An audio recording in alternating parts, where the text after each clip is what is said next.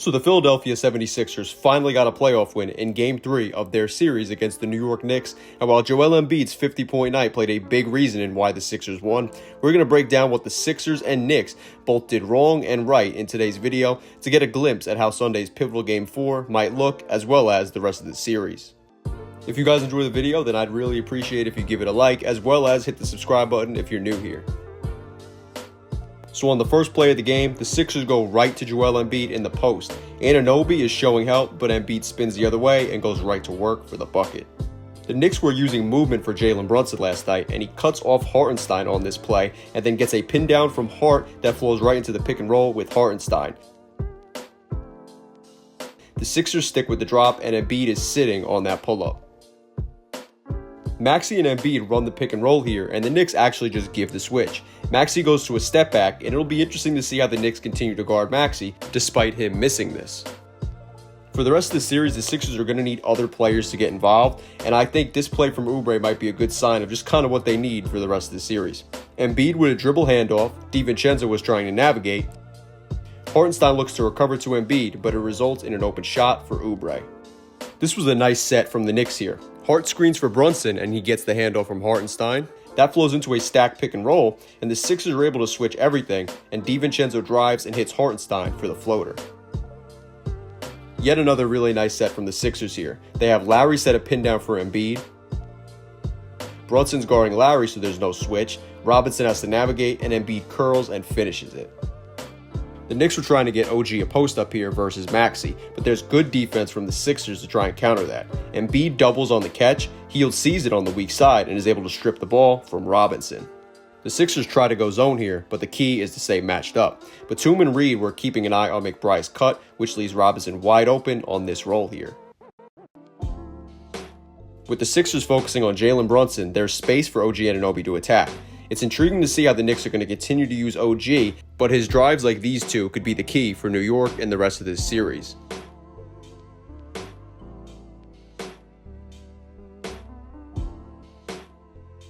Embiid got cross-matched against Brunson in transition here and immediately calls for the double to get him out of there. It was nice work by Hart to drive this closeout here.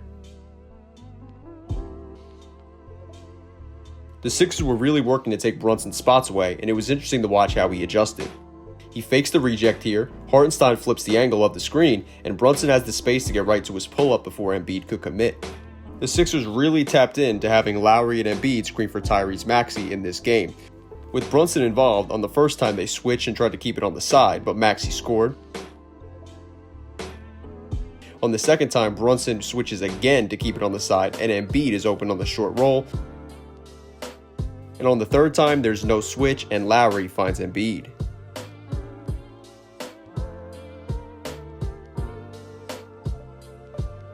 The Knicks just really didn't have an answer for the Maxey and Embiid pick and roll, which isn't really surprising, but here they go with a late switch.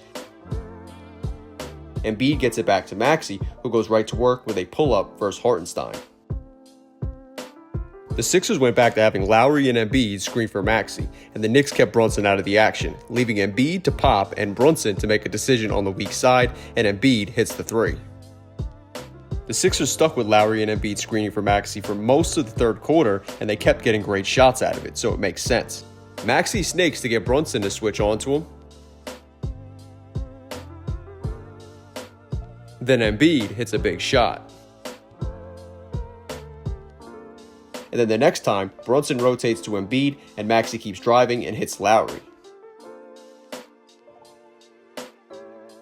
Here the Sixers went back to the Maxey and Embiid pick and roll, and the Knicks just can't let Maxey reject the screen, because even if you recover, Joel Embiid's there to hit shots like this one.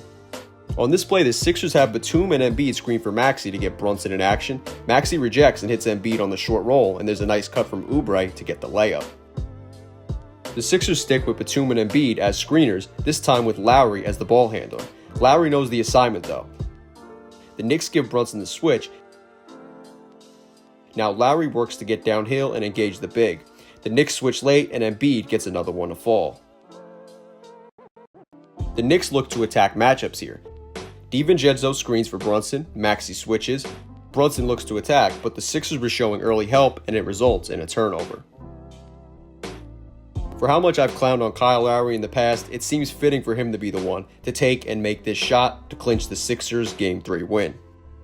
So while, of course, Embiid's 50-point night was the biggest reason for this Sixers win, I think this was a very well-coached game from both Nick Nurse and Tom Thibodeau as well, and it sets up a very interesting Game 4 on Sunday.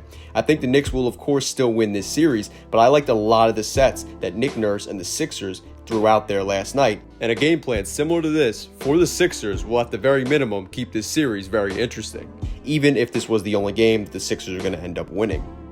I want to know what you guys think about the Philadelphia 76ers, the New York Knicks, or anything relating to the series or topics we talked about today down below in the comment section. Of course, if you enjoyed the video, then make sure to give it a like and subscribe if you're new to the channel. Thank you guys so much for watching, and I am out. Peace.